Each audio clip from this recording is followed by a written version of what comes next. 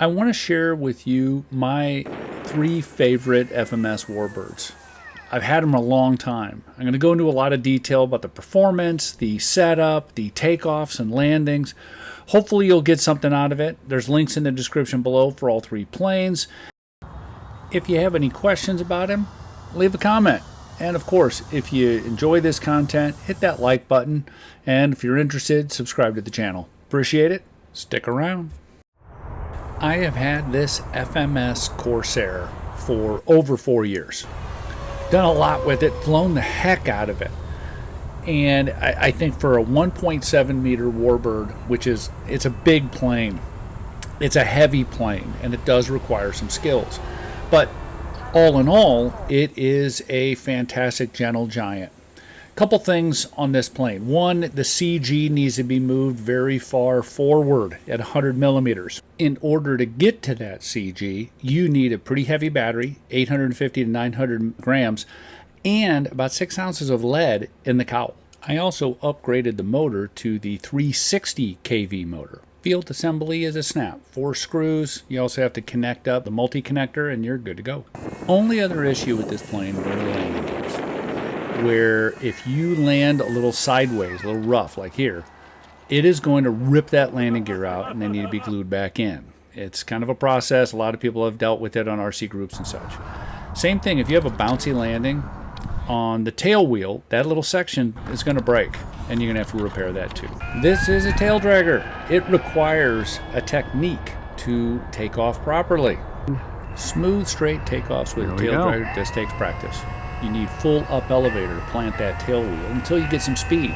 Then you're going to basically neutralize the elevator. And beyond that rudder, making sure you're tracking, smoothly and straight. Then give up elevator once you have speed, and you're up. You will find the flight performance very good. If you're on the stock motor, it requires about 75% to 100% throttle the entire flight. It'll still do big loops, but the 360 kV motor I think just performs better. If you want even more speed, then you're going to have to upgrade it to a 8S plane. So here, going through a full speed pass, you'll notice it's fast enough, it sounds good. The performance from an aerobatic perspective I think is good. It does big loops. It's got a lot of power, just not a lot of speed. So if you're looking for something that nice, big, scale, has a great presence in the air, when it's sitting on the ground, it's bigger than any other of the Corsairs that are around. So excellent from that standpoint.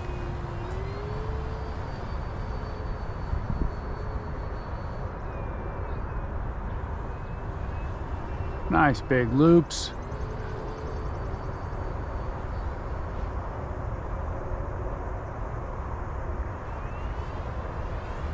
Let's talk landings, because there is some techniques with it. The plane lands really well, primarily on the mains with a little speed. If you try to 3-point it, you're going to bounce. More. All right, we're going to only use takeoff flap. Conditions aren't perfect, but that's okay. Have a decent approach, because that's important, and just modulate that throttle until you get a nice, smooth descent. Plant that tail, elevator up, and she slows down, especially with this big headwind I got. She'll slow down really well. So after 4 years, I still have it in my hangar. It's a solid plane, solid performer. I really enjoy it. Got any questions, let me know. The FMS P-47 Bonnie 1.5 meter. Again, I've had this thing for 4 years, and it's a proven plane. Flies fantastic. I'm going to get into a lot more details here, but it is a great plane. This 1.5 meter plane it's just significantly bigger than the 1.2. You wouldn't think so, but it is. Weight, it's not overly heavy. It flies on pretty light. From a battery perspective, I'm flying it with a 740 gram 5000 6S centered in the tray. Let's talk about field assembly. Now, one of the changes I made to this are the plugs, the wing connector plugs. And I unscrewed them from the fuselage, and I'll have them so they flex. A lot of folks in RC groups talk about this, that's a problem, that's a fix. It's not the prettiest looking, but when the wings are on, you can't see it, so it's perfect. There are 4 screws that need to be installed from inside the battery compartment. The landing gear have been super solid. I've had 0 issues with anything breaking. Now, I don't land in the grass. If you have tall grass, that little side door there could get ripped off, so be cautious of that. Also, the tail wheel retracts as well, and again, that's been solid too. You know, some of the 1.2s, and you're thinking, oh, that's big enough. This thing dwarfs it. Let's get a nice, good takeoff. Up elevator, plant that tail a little bit, run down the runway, lift off, gear up. Do fly this with a 6S 5000.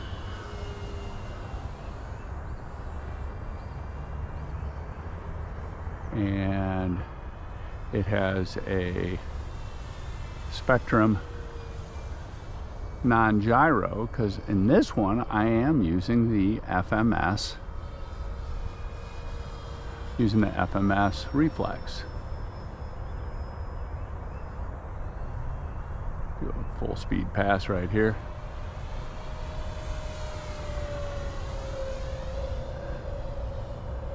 It's just really well behaved, fun flying warbird.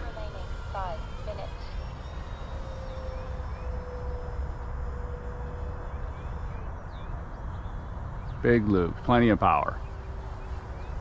And then we'll hit these flaps. And she will slow down.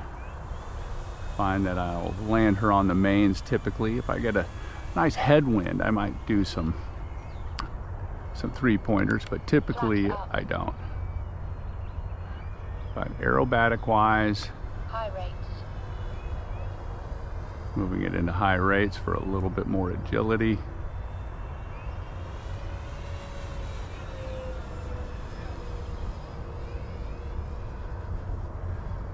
Decent roll rate, good performance. It's just a fun plane to fly. Okay, let's talk landings. Back off throttle a little bit more. Back off throttle a little bit more. Back off throttle a lot.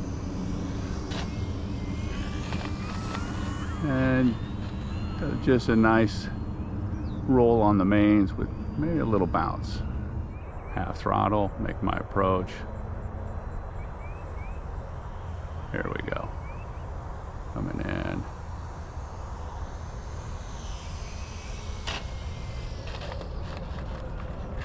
Get that tail down, and she's down. Taxiing back. So, why is this plane still in my hangar? It flies great. It looks fantastic. It has all, I mean, it's a classic American warbird. You gotta have a P-47, I think, because they just fly fantastic. And this one absolutely flies great.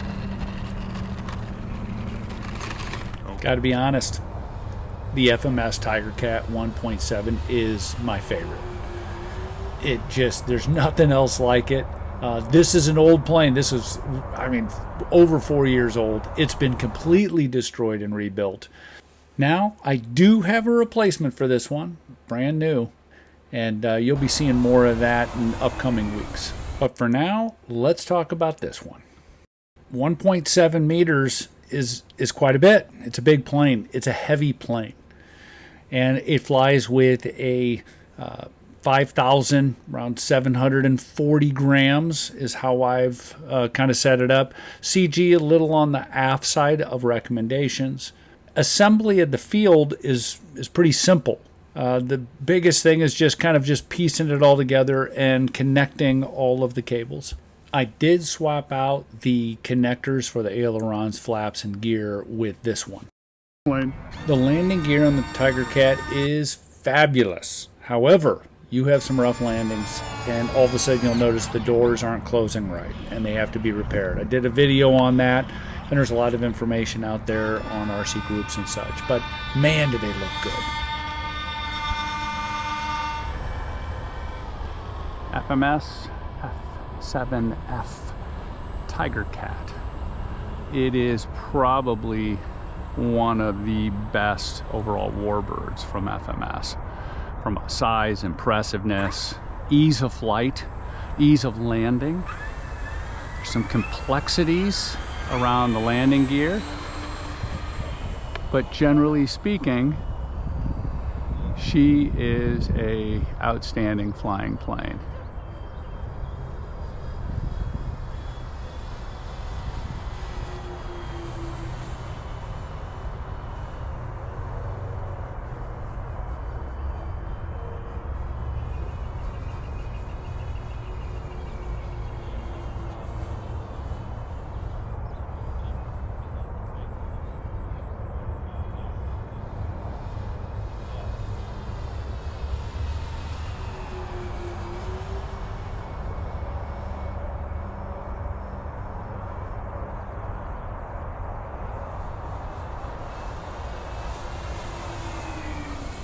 I am flying this without AS3X, no gyro, just a plain Jane Spectrum receiver with telemetry for battery and such, which is nice.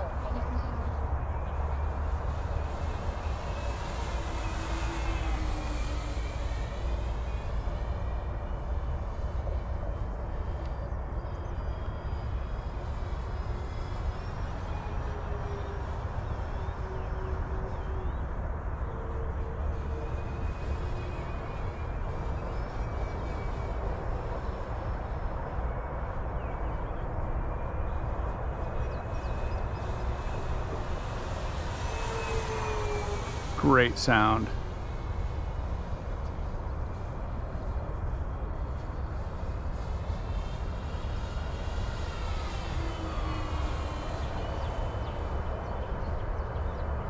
Let me get her, try to get her a good land at half throttle.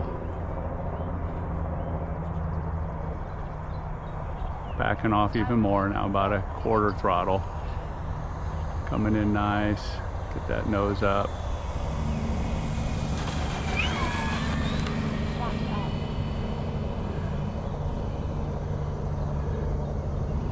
Really a great performer.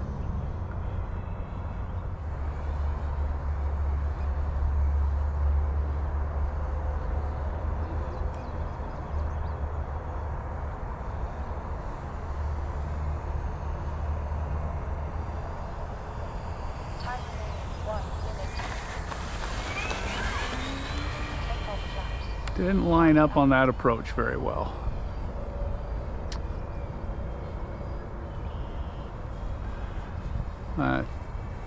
Landing final, or with option, I don't know.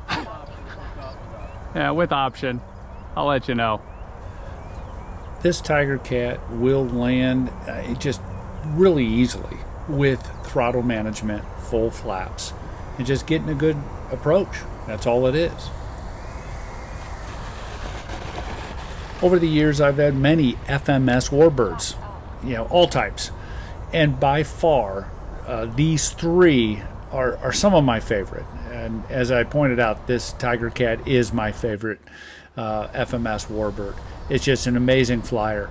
If you have any questions about this or any of the other planes, feel free to leave a comment. Thanks.